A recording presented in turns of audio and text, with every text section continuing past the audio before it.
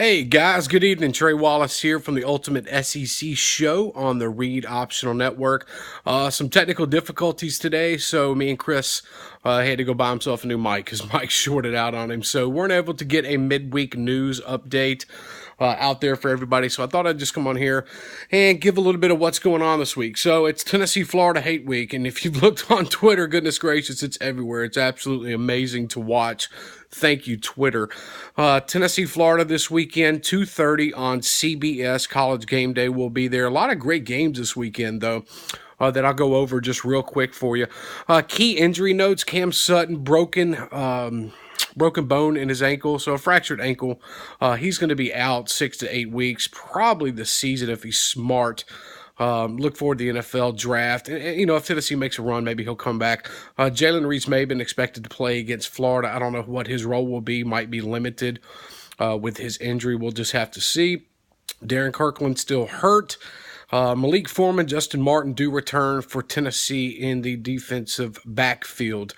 Florida injuries. Luke Del Rio out. Sprained MCL, looks like should be 3 weeks, maybe 4 weeks. It depends on severity. They're hoping to get him back for the LSU game. Austin Appleby will be the quarterback for the Florida Gators. Antonio Callaway, looks like he's practiced. He's, according to McElwain, probable, questionable, which means he's going to play Saturday. Injuries on the offensive line for Florida, they're going to have to make up for, but I think they'll be okay in that standpoint. We'll see how Appleby does coming into Knoxville this weekend. So that's your 2:30 game. Besides the hate talk, it's really been about it. Tennessee's kind of kept their mouth shut this week, probably under the orders of Butch Jones. Other big matchups, 11 o'clock ESPN, first SEC game of the day, big-wise. Georgia traveling to Ole Miss. Georgia's got some holes to fill in that offensive line. They've got to get better protection for Jacob Eason, open up some holes for Nick Chubb. Only 60-some-odd yards for Nick Chubb last weekend at Missouri, but Missouri did show us a lot in their pass rush and their run defense. Goodness gracious, they came out and played really well against Georgia. Wasn't expecting that. Good for Drew Lock, too. It's good to see the quarterback throw the ball around the field and make some big plays.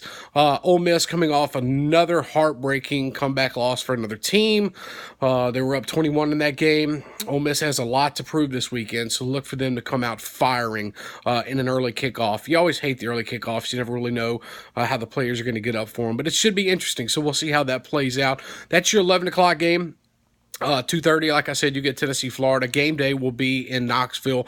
I have no idea why they went to Knoxville and they did not go to Texas, to Cowboy Stadium for Texas A&M, Arkansas. I really can't put my finger on it yet.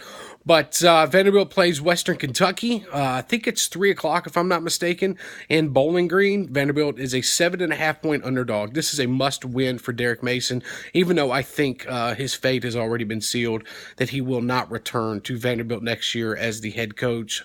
There's word starting to trickle out that that's probably going to end up happening. If they're smart enough, they get a new AD in the process and don't let him hire another coach and let them get the stadium off the ground.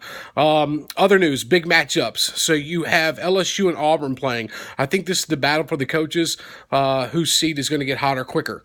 Whoever loses that game, that coach is going to be on the hot seat. Auburn's lost 8 to 9 straight home games against Power 5 conference teams. Very interesting stat. Wouldn't expect that from Auburn, but they're going to have to put something together in the passing game. Their defense cannot hold them together like they have been in these last couple of games. Texas A&M kind of spurted away in the fourth quarter there, but Auburn's defense has held Clemson and Texas A&M pretty close going into 3.5, 4 quarters. So maybe Auburn can get something going on offense and pull an upset against LSU. We'll see how Danny Etling plays, the quarterback transfer who is now going to be the starter. Interesting stat real quick. You're going to have two former Purdue starters two former Purdue quarterbacks. They're going to be starting for SEC teams this weekend. You're going to have Danny Etling with LSU on the Plains at Auburn, and you're going to have Austin Appleby, Purdue transfer, going to be starting for the Florida Gators. Interesting to see how they play this weekend, especially in hostile environments. Should be great games, both of them should be. The game I'm most looking forward to, besides Tennessee, Florida, just because of the hate in that, Texas A&M, Arkansas.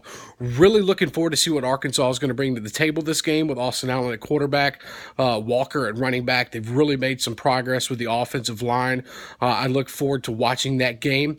Texas A&M got to have a little more consistency from Trevor Knight passing the ball. I think their defensive line is good enough to stop the run for Arkansas, but we'll see how Austin Allen can open it up and make some plays downfield. So that's going to be one of the games of the day that I really look forward to in the SEC.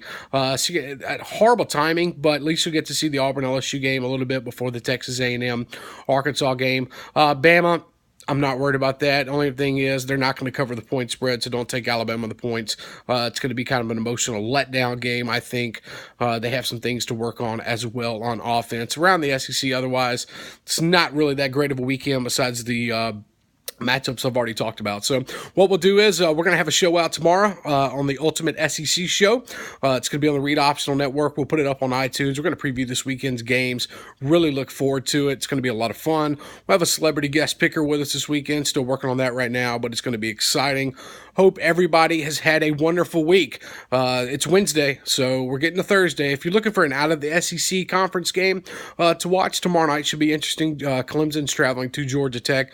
We saw what Georgia Tech did against Vanderbilt's defense last week with the triple option, and they threw the ball 13 times. So that should be interesting as well. So if you like to get your feel outside the SEC, that's maybe a game to check out. Other than that, though, guys, hope you have a great rest of the week. I will be live in Knoxville this weekend with the Read Optional Network, doing a lot of videos, Facebook Live, Periscope. Hope everybody enjoys it. Hope everybody tunes in. If you're traveling to Knoxville, please hit me up somehow. Twitter, Facebook, I don't care how you do it. Hit me up, find us. We'll be there. It's going to be a lot of fun and exciting. Still can't put my finger on why game day is going there.